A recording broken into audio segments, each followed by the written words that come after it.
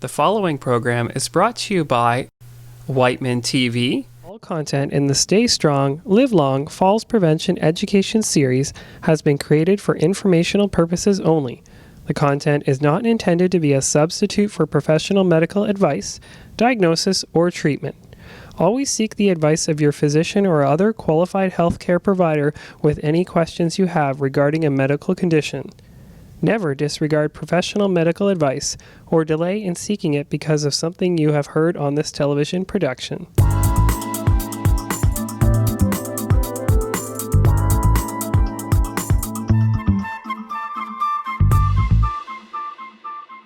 So welcome to our Stay Strong, Live Long Falls Education or Falls Prevention Education series, which is brought to you by the VON, the Upper Grand Family Health Team, and our community partners as well. Falling is the leading cause of injury-related death among seniors and the #1 contributor to loss of independent living. In fact, 1 in 3 seniors 65 and older will fall each year, and just falling once will double your chance to fall a second time. So it is our hope that through this Whiteman Telecom production that we can change the statistics, at least in Wellington County, by empowering our community with the knowledge and the tools that we all need to prevent those falls.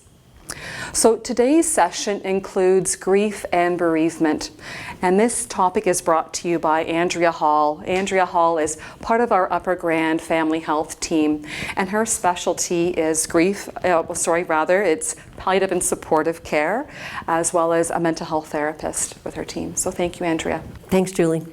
Well, it's a pleasure to be here today, partly because I think grief and bereavement is often not thought about very much as a risk factor for accidents in the home or just falls in general.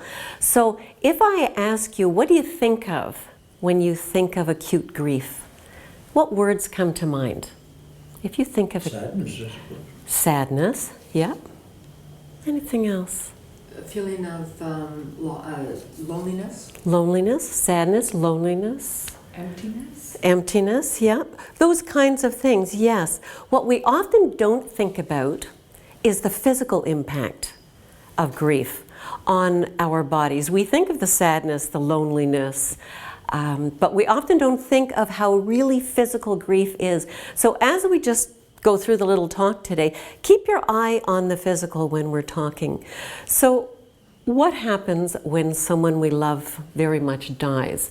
Well, really, a part of our life is lost. A part of our life is changed forever. And what part of our life? Well, it might be the companion that we wake up to in the morning and we sit and have the habit of eating breakfast and reading the newspaper, or the friend. It might be the friend that calls us, the friend that we go walking with.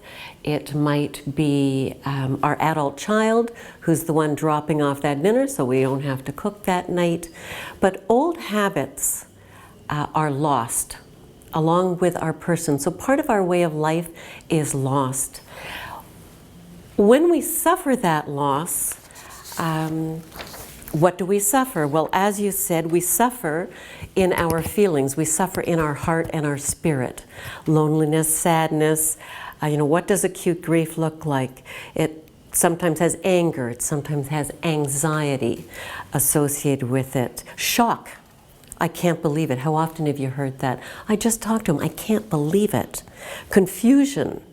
And then there's the just indifference. I don't care. Oh my gosh, I can't even think about this. I'm just consumed by this. So those are the emotions. But what about the thoughts in our mind? What goes on there? Well, we often doubt our own sanity. Have you ever had people say to you, my mom's just died and everything's gone wrong. I put the keys in the refrigerator. I think I'm getting, a little confused. I can't concentrate on anything. I can't read. People keep giving me these books. I can't read a page. I read it and then I read it again. I'm absent-minded. I'm forgetful. People say things and I see their mouth moving, but I'm not taking it in. So our thoughts are often jumbled when we're in that phase of acute grief. What about physically?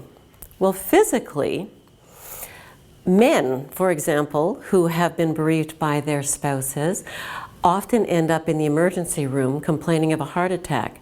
They've got that tight band across their chest, their heart is pumping out of their chest. They get there and they're mortified when the doctor says, I think you're having an anxiety attack. And they are. But an anxiety attack is physical. They did have the heart pounding out of their chest. They did have the tight band across their chest.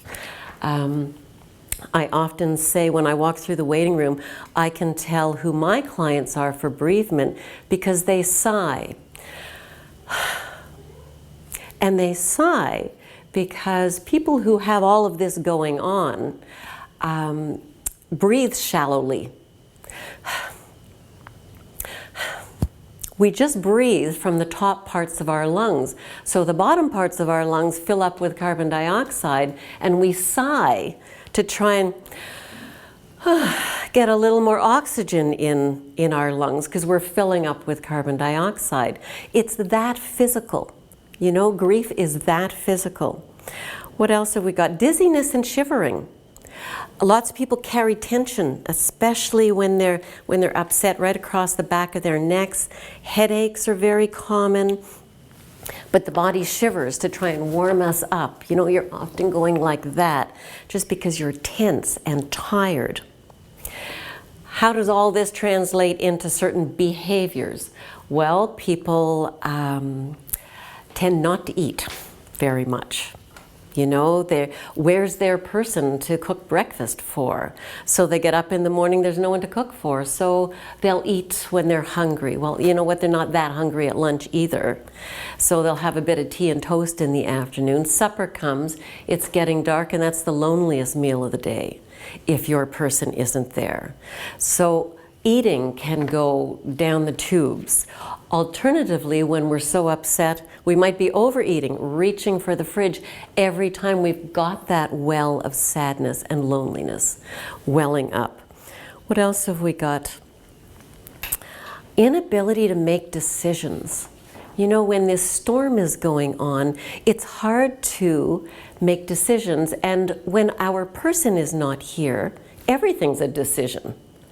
You know, our friend used to call, so we'd go walking. Well, now I don't feel like, you know, should I walk? I don't feel like it today. Everything's a decision all of a sudden. Just when we've got all that confusion, we're tired, we're achy, we've got a headache. So, how is this sounding to you? Did you ever think of it as being quite so physical? No, most people don't think of it that way. So, what's this got to do with falls? Well, some of the things we've talked about, you know, we talked about the emotional. That was kind of easy. They made me do this in advance because my handwriting is so messy. But we're sad, we're lonely.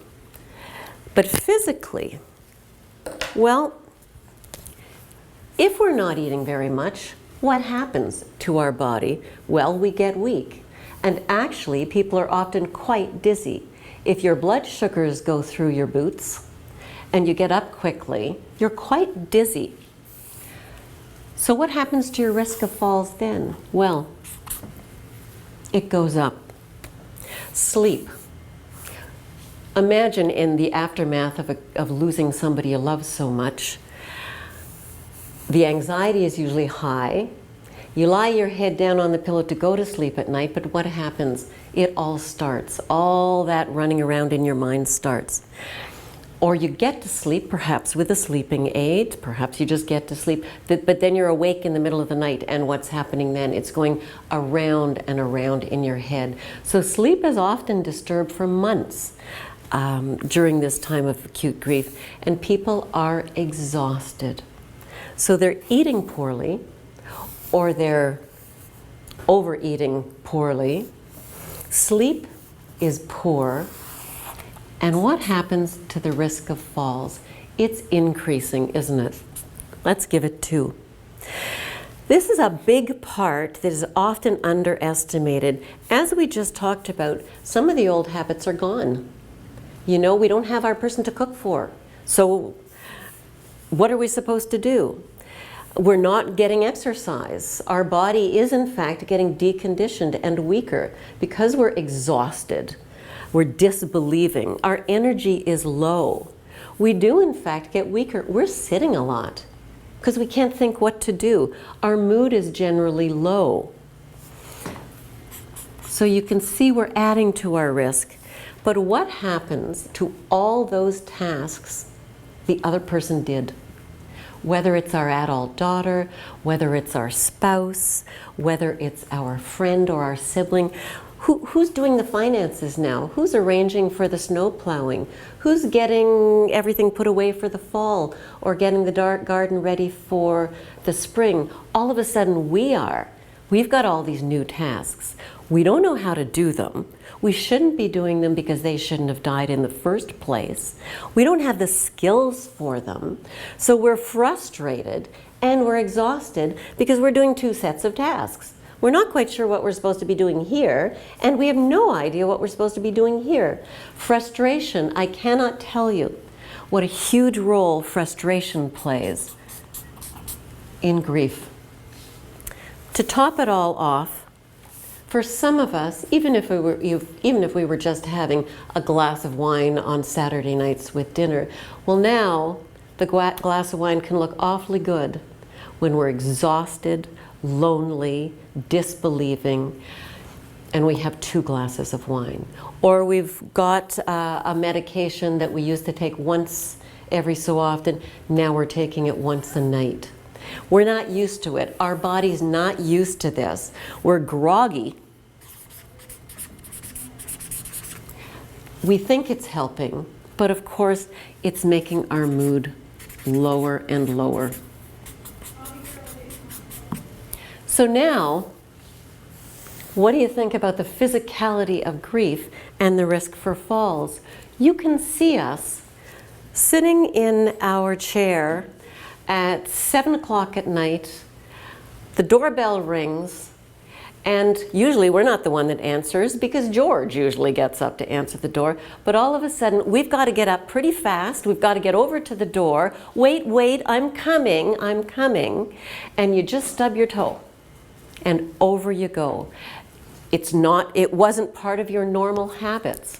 So one of the things I always tell people, multitasking. No multitasking. No multitasking. If you're getting up to answer the doorbell, think about it. Just get up carefully. Okay, I gotta walk carefully. This goes for a 30-year-old and a 90-year-old. We're all in the same state. And answer the door. If you're making a cup of tea, go in the kitchen, put the kettle on, and stand there while that kettle boils, and you put the tea bag in, and you make your tea. Don't talk to anybody. Walk to your table, put the tea down, and sit down. I can't tell you how often people go into the kitchen.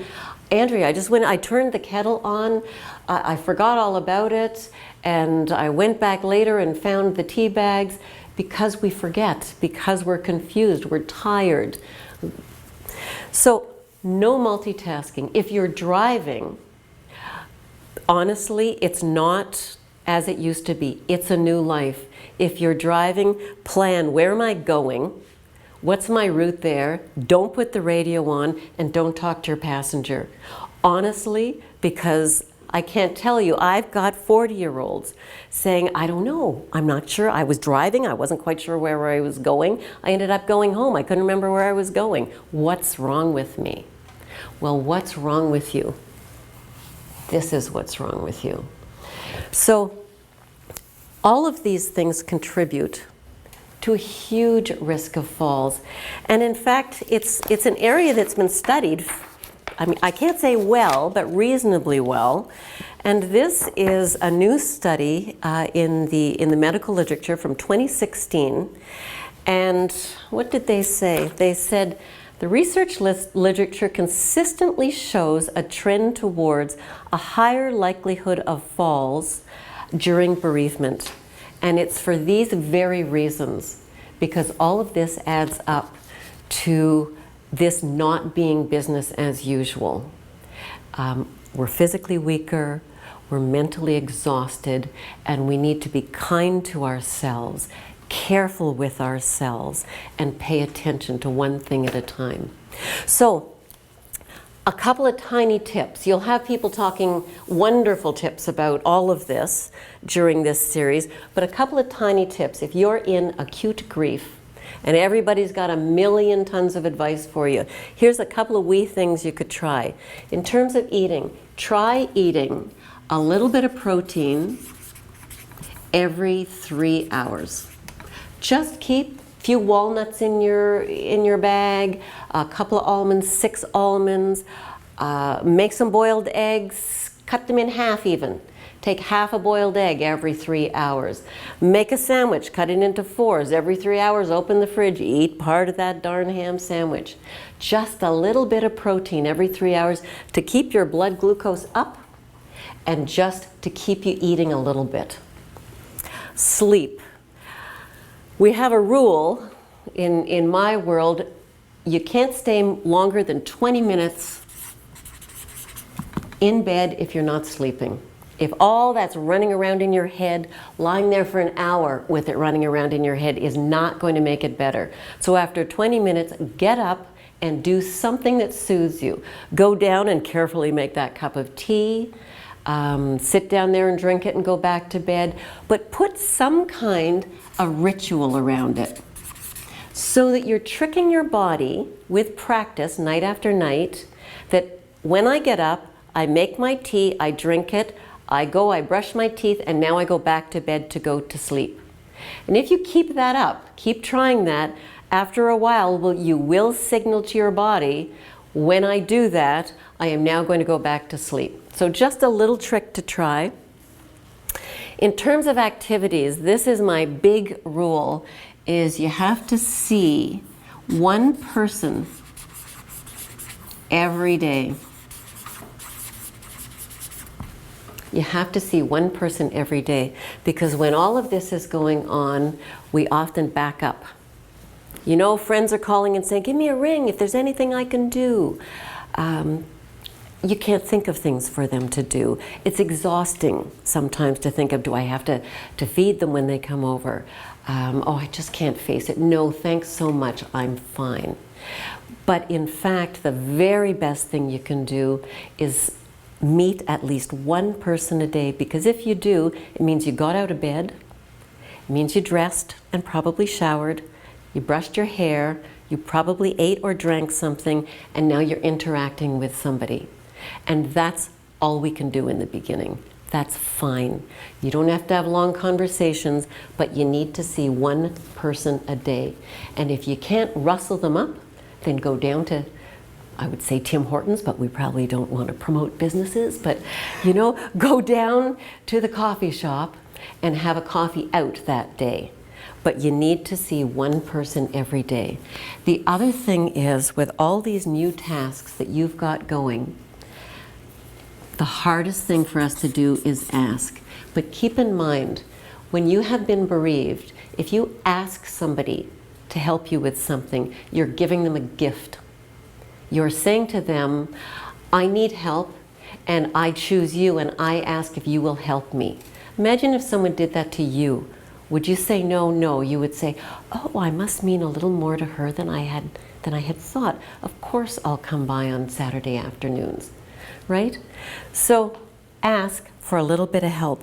I don't have anything to say here. You know, we do the best we can. We all know that self-medicating is harmful to us. We do the best we can to avoid it.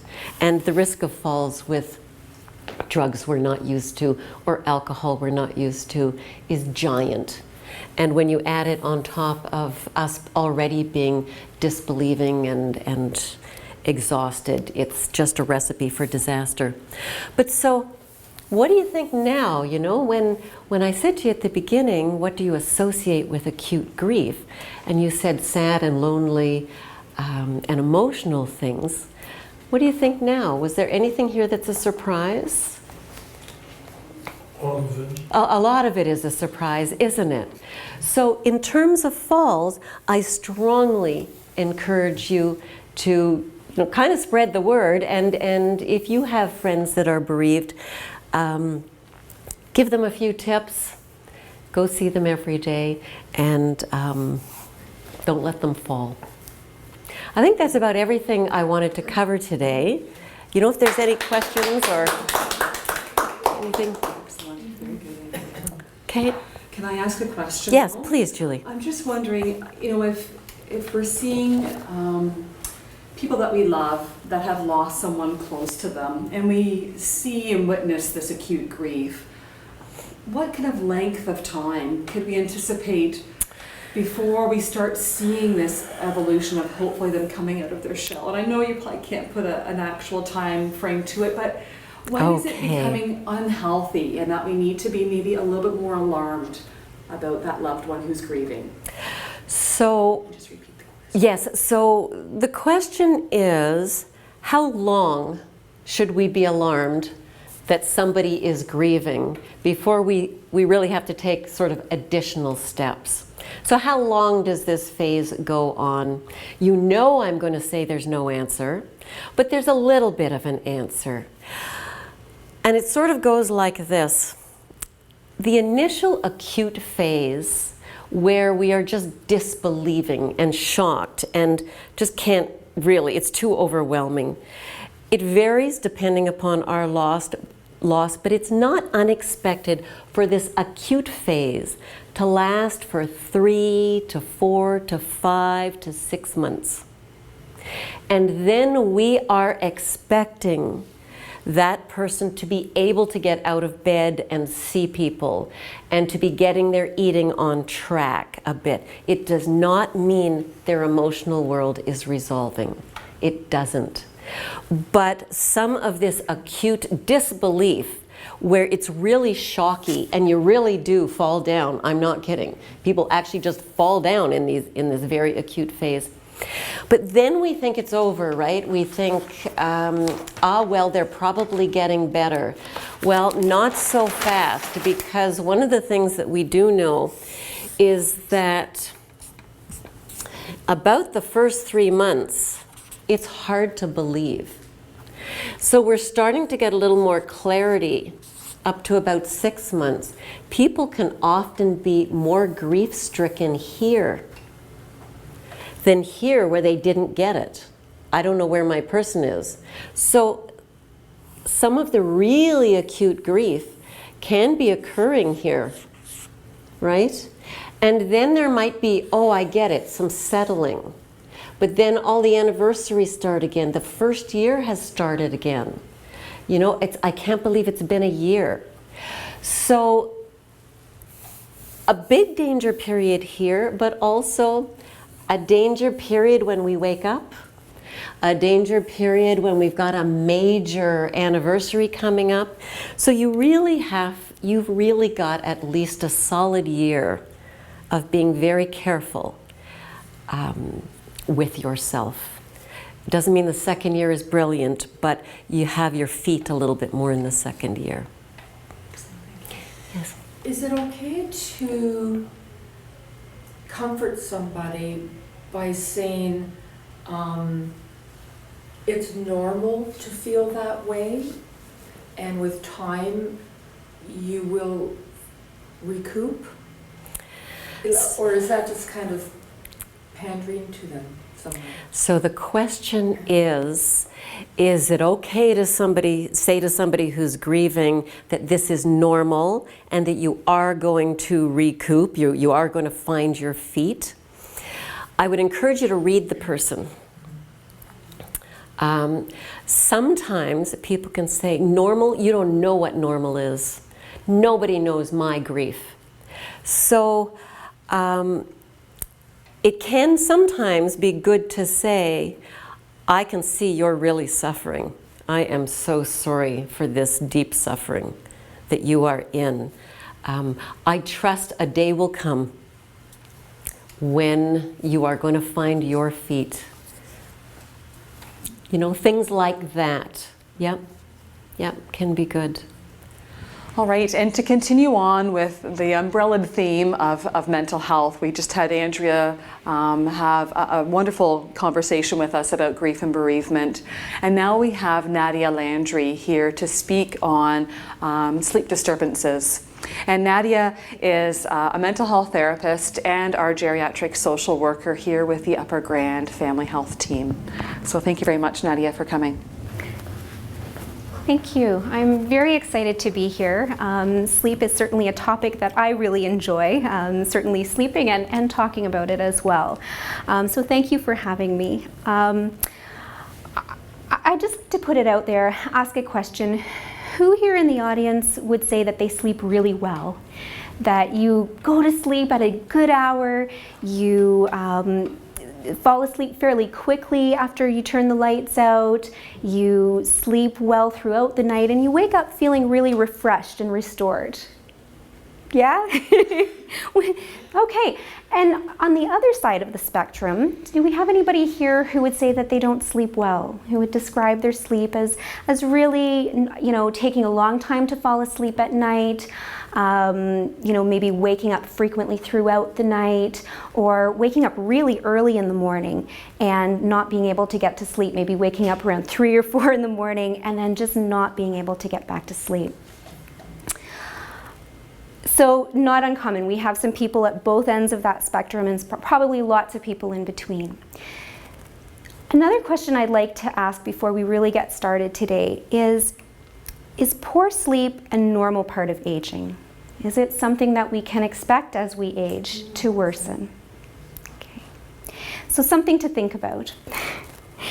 So sleep challenges aren't uncommon. From my little survey, certainly it's not uncommon to experience some sleep problems. And in fact, especially among older adults, up to 50% of people over the age of 65 can actually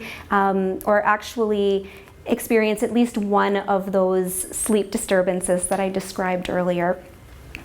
That said, poor sleep or insomnia isn't a given. It's not actually considered to be a normal part of aging. It's not that we have to experience this and not have any kind of treatment for it.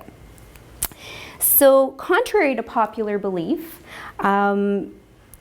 sleep needs don't actually change that much as we get older. When we hit adulthood, we typically need between 7 to 9 hours of sleep is what most people need. And as we reach 65 and beyond, those sleep times don't necessarily change a whole lot. That's not to say that we don't experience more sleep problems though, and certainly we've heard that here today.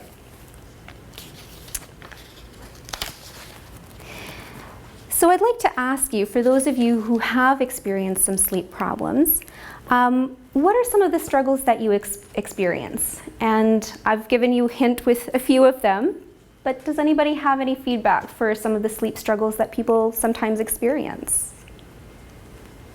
I seem to wake up every 2 hours. Waking up frequently throughout the night. Yeah.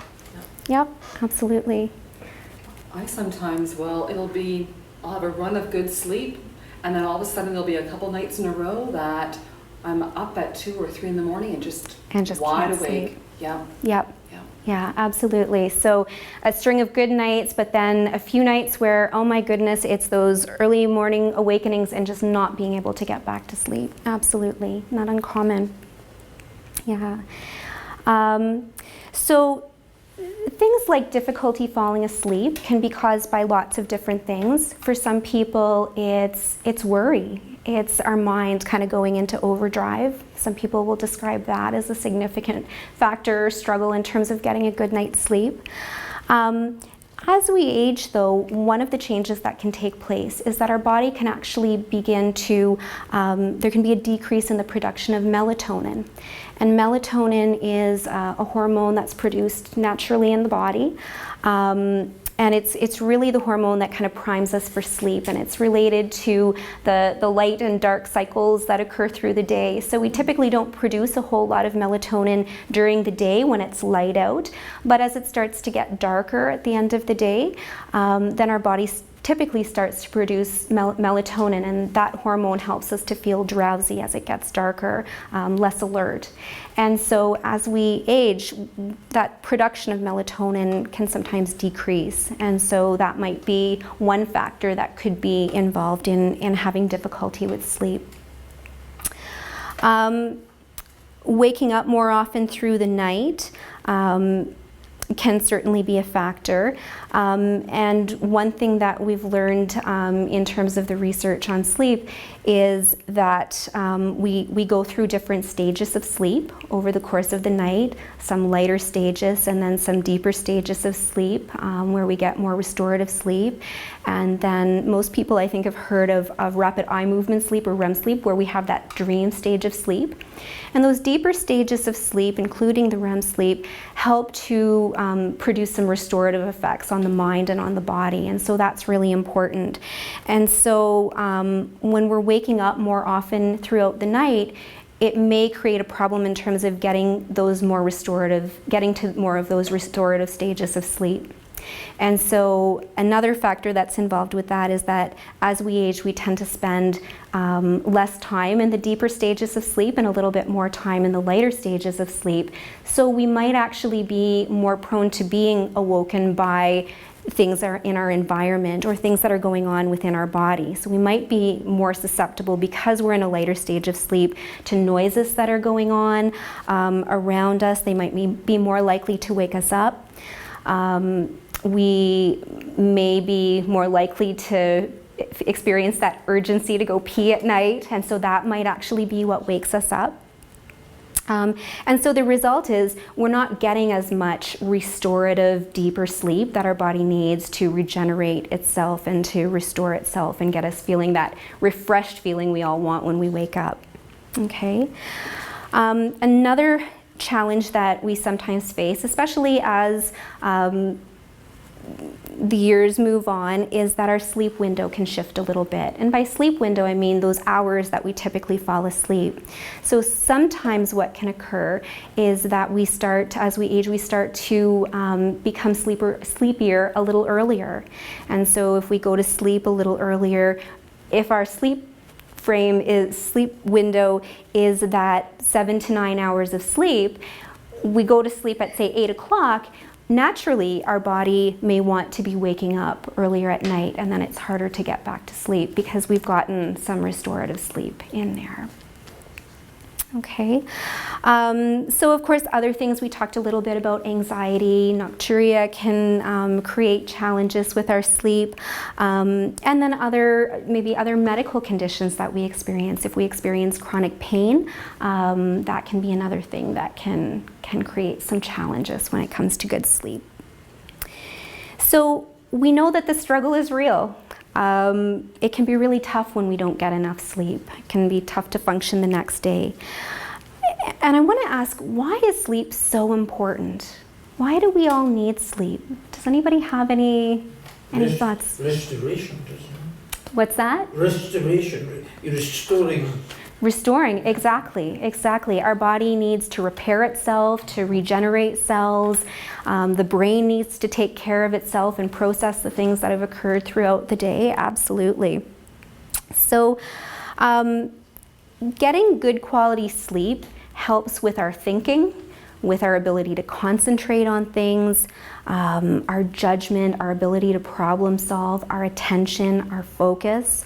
I don't know about you, but when I go for a while without getting a good night's sleep, it's just really hard to think clearly and to process information in the same way as it is when I'm feeling really rested. So certainly that can affect our sleep, absolutely. And on a similar line, I'm not sure about anybody else, but I know another factor for me when I'm not getting a good night's sleep is it's a lot harder to tolerate the stresses that come my way. I'm a lot more irritable. I don't tolerate pain as well. I have just a bit of a shorter fuse. It's a little bit harder to kind of function in the face of whatever stressors are kind of coming our way. Some other factors, when we sleep, it gives our cardiovascular system an opportunity to rest. So our heart rate comes down, and our blood pressure is lowered a bit, and it just gives our cardiovascular system an opportunity to, again, rest. And it does a lot of work throughout the day, so it needs that opportunity. When we sleep, it also allows our stress hormone levels to fall a bit, and that's really important because it helps to improve our mood. It decreases our risk of developing depression, of experiencing depression as well. Sleep encourages the release of growth hormone. So growth hormone is a hormone that helps give us nice healthy hair and skin, but it also helps with our muscle mass. And so when we're not getting enough good quality sleep, that can affect our muscle mass. And certainly that's something that we want to be concerned about, especially as we get older, and especially if we're concerned about falling. We want to make sure that we're nice and strong, right? Sleep also affects the balance of hormones that are related to, that affect weight. And so there's a couple of hormones, leptin and ghrelin, that work together that signal us when we're hungry and when we're full and that sort of thing. And so getting enough sleep is important in terms of balancing those hormones. Okay, and as I said, just helps us to tolerate those stresses and things that come our way. So when we don't get enough sleep, we tend to have trouble with attention, memory problems, more confusion, poor judgment, that decreased muscle mass, decreased mood perhaps, and increased stress. We may forget to do things or choose not to do things that over the course of the night could put us at greater risk of having a fall through the night or even through the day for that matter. So choosing not to put on our eyeglasses if we have to get up in the middle of the night, or to use a gate aid to get to the bathroom if we need to go there, or turning on a light so that we have adequate lighting to see. The other thing that can sometimes happen when we experience poor sleep is that we may turn to sleep medication or even self-medicate with something like alcohol or some of the over-the-counter medications that we associate with sleep as well. And some of those medications or alcohols have their own risks related to falling. They can increase drowsiness, unsteadiness, all of those sorts of things that could put us at greater danger as well of potentially having a fall at night or during the day. So all of that being said, I said earlier that it's not necessarily a normal part of aging, nor is it something that we need to feel is something we just need to tolerate and live with.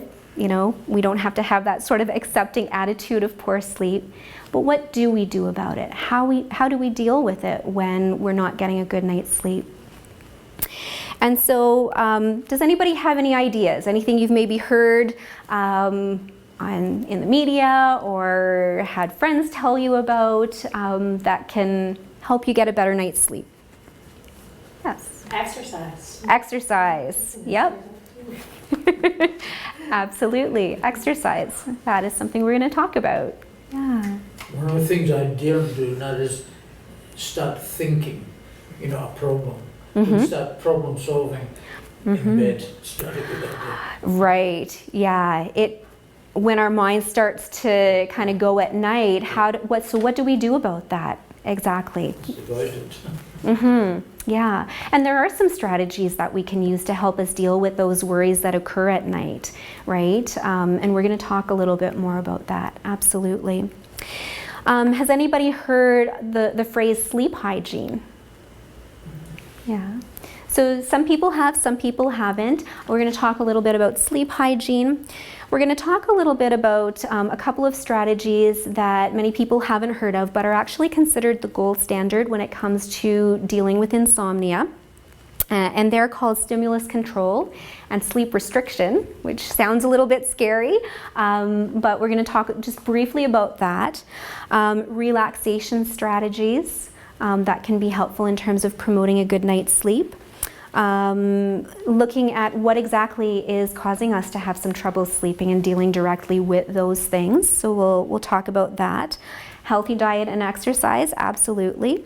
And then we're going to talk a little bit about medications as well. And I'm going to caution it by saying my training is in social work. I am not a pharmacist or a doctor, but we'll just briefly address that. Okay? So sleep hygiene, we'll start with that, are really all of the habits and practices, as well as the environment that surrounds us, that are important for getting a good night's sleep. And good sleep hygiene can really promote that good quality, restorative, continuous sleep that we want for that restful night and feeling rested in the morning.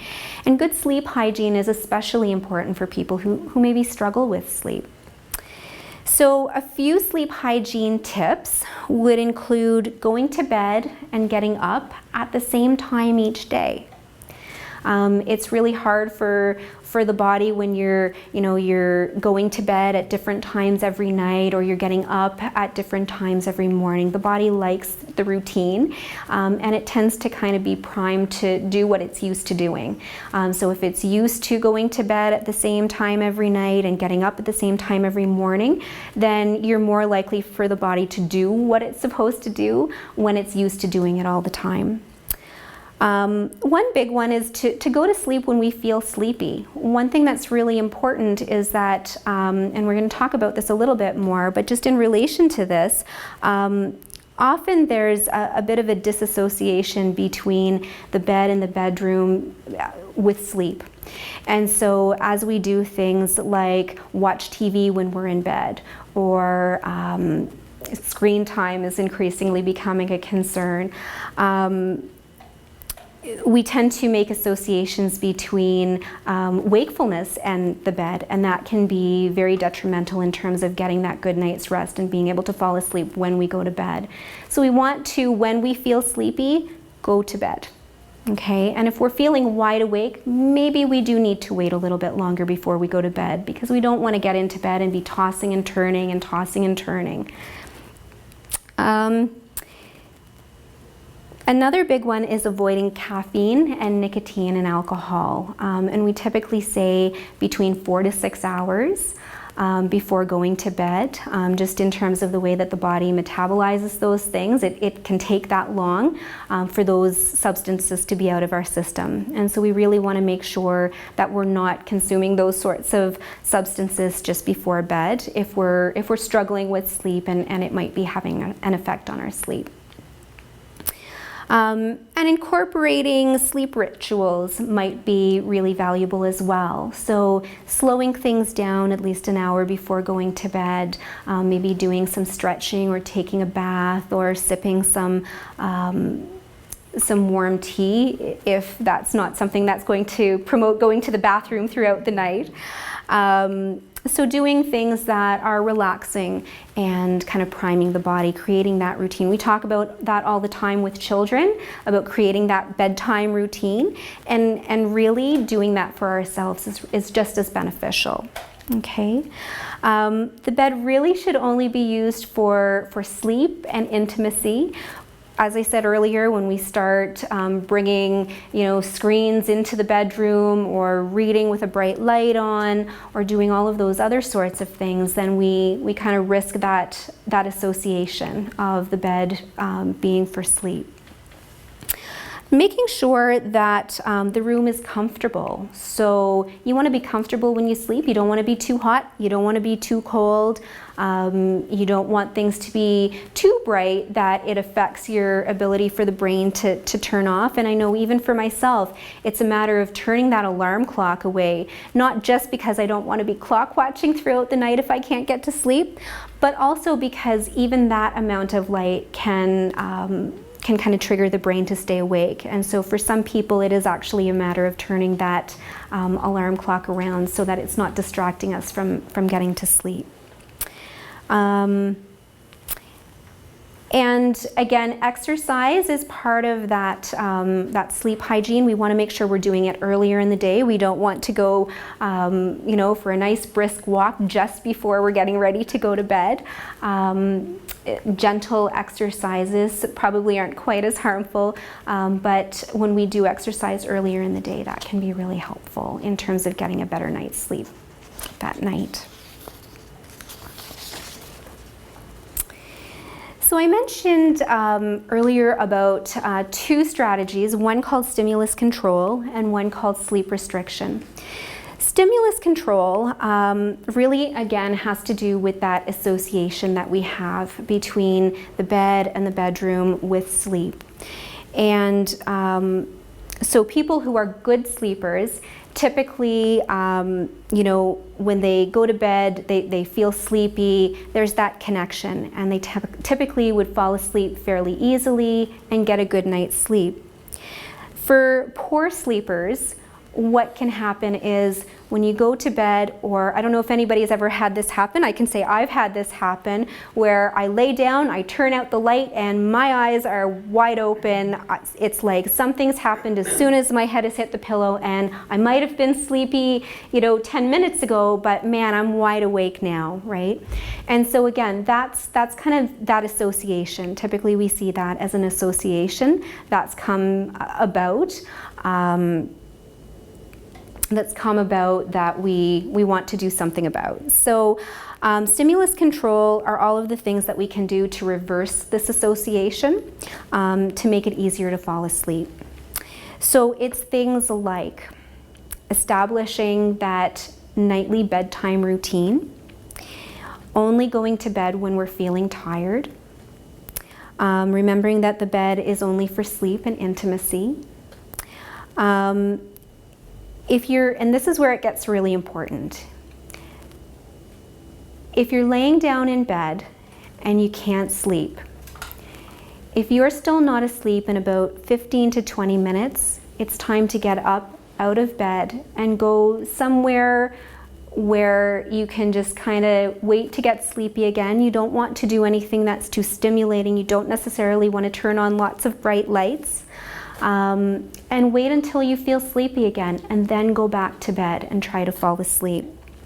And repeat that as often as you need to until you actually fall back asleep. And the reason for that is, again, we don't want to be tossing and turning throughout the night. We want to reverse that. So when we can't sleep and we're feeling awake, we want to get out of bed, wait until we feel sleepy again, and then return to bed when we're ready to fall asleep. Okay? And again, part of stimulus control is also establishing the same wake time every day, and ideally not napping during the day as well. Okay? Sleep restriction typically involves starting off by keeping a sleep diary and learning more about your sleep habits and your sleep patterns. And the key things that we want to look at with sleep restriction, or when we're keeping that sleep diary, is trying to determine how much time we spend in bed versus how much of that time are we actually sleeping. And if we're, for example, in bed for 10 hours, but we're only sleeping for 6 of them, what sleep restriction would do is actually restrict the amount of time that we spend in bed to those 6 hours. So in effect, we're creating a bit of sleep deprivation so that our body learns that what it needs to do is make the best use of time. If we're only going to be in bed for 6 hours, it needs to learn that our bodies need to learn that it needs to make the best use of those 6 hours. Now gradually over time you're going to increase that sleep window, so it's not like just because you have 6 hours as your sleep window, your time frame right now, that it's always going to be that. It is a bit of a process, and it might be something that you want to speak to a counselor or another healthcare provider about to get some guidance with that. It can be a bit uncomfortable as you're going through and your body is adjusting to that change, but it is something that is actually considered to be a very effective way of managing insomnia. So something to consider, something to think about. I think a lot of people don't really know that that's a technique, but certainly is one that can be used. And another big one that a lot of the folks that I've talked to about sleep have found that relaxation strategies can be really helpful as well. And some of the basic ones are just doing deep breathing, slowing our breathing down, taking deeper belly breaths.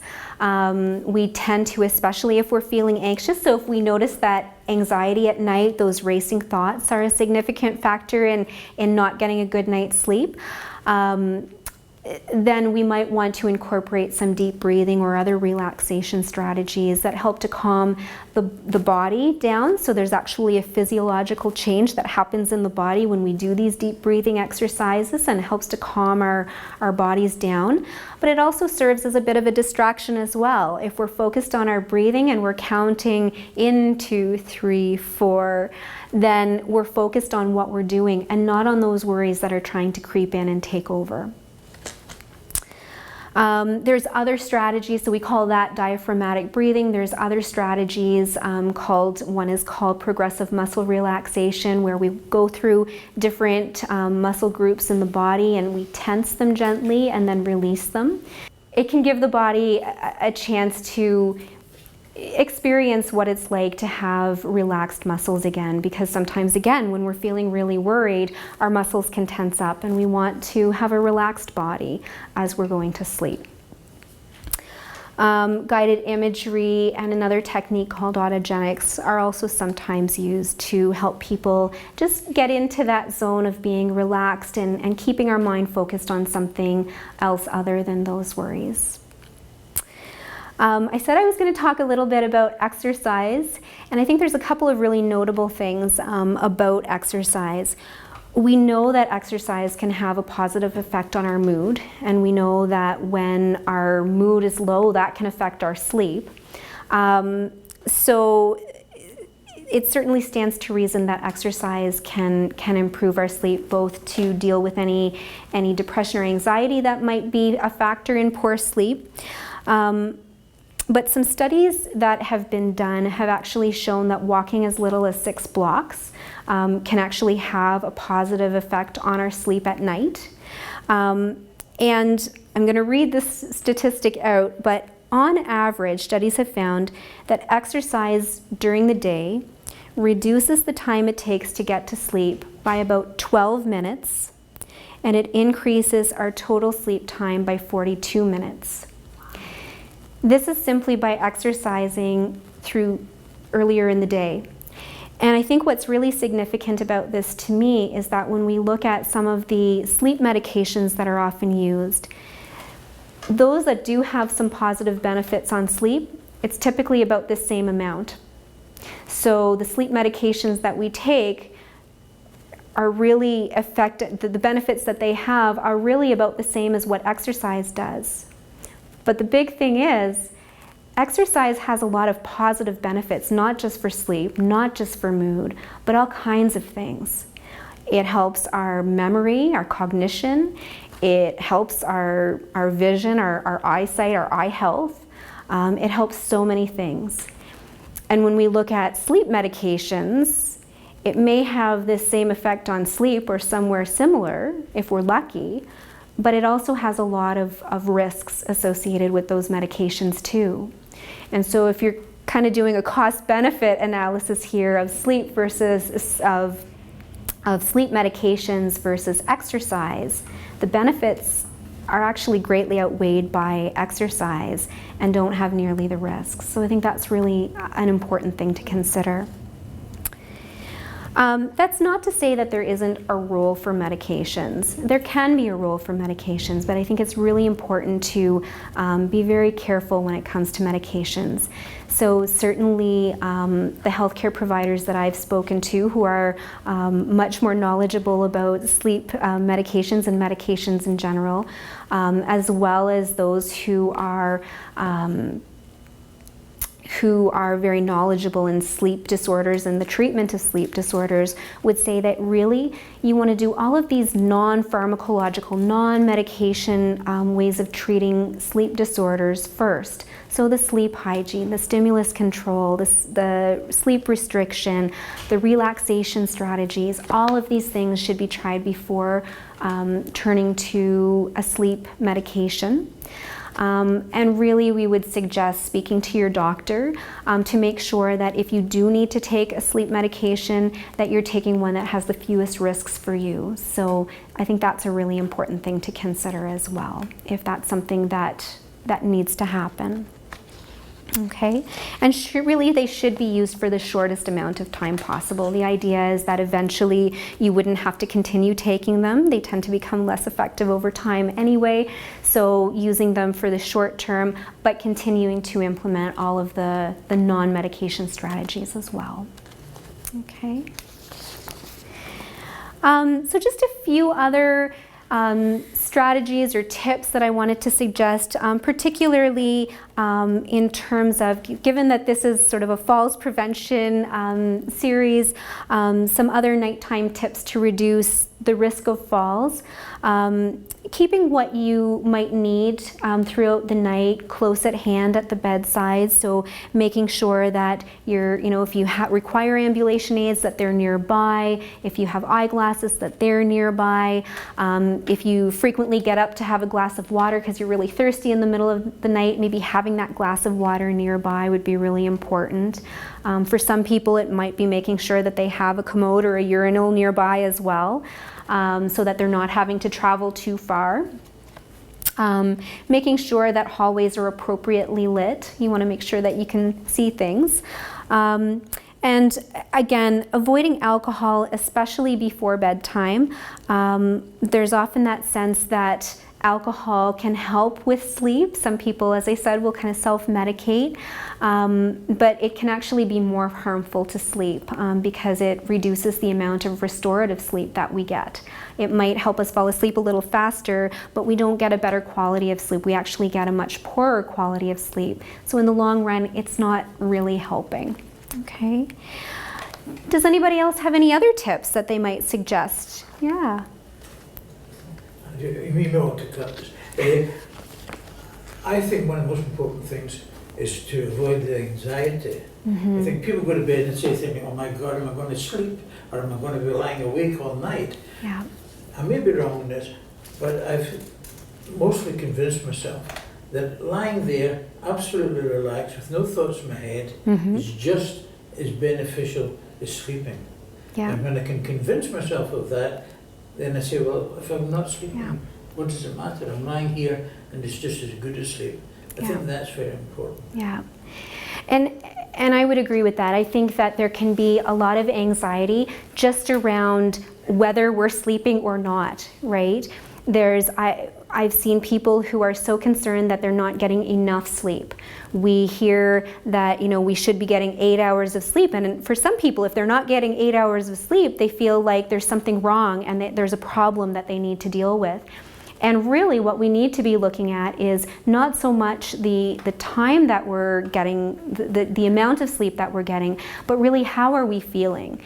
Are we feeling rested and refreshed when we wake up in the morning, or are we feeling really tired and kind of slogging along through the day? And I think your point is very well taken. When we can reduce some of that stress about sleeping, when we can just kind of accept and let go, and what will be, that can have a huge impact in terms of our relationship with sleep. Absolutely. Thank you, Nadia and Andrea, for those wonderful presentations. I hope you guys at home found that information helpful and useful. If you are having trouble with sleeping, or if you're grieving and you're unable to cope, then talk to your family doctor, and they will be able to get you the help that you need. Also, Nadia mentioned how valuable exercise is in helping with sleep and your mood. So stay tuned to the end of the session, and contact information will be provided. Our glory is not in never falling, but in rising every time we do. It takes an entire community to prevent a fall. Thank you. For more information about the free Smart Gentle Exercise programs in your area, check out the Vaughan Smart website at www.vonsmartexercise.com, or contact Smart Program Coordinator Kelly G by phone 519-323-2330, extension 4954, or by email at kelly.gee at von.ca.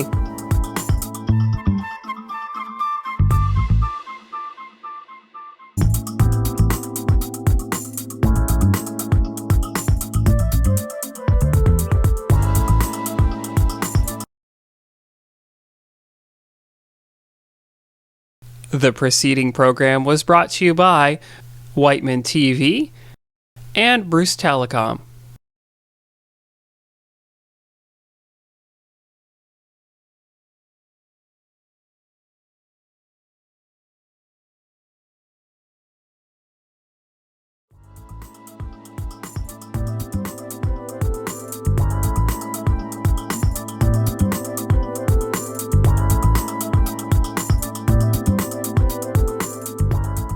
The preceding program was brought to you by Whiteman TV and Bruce Telecom.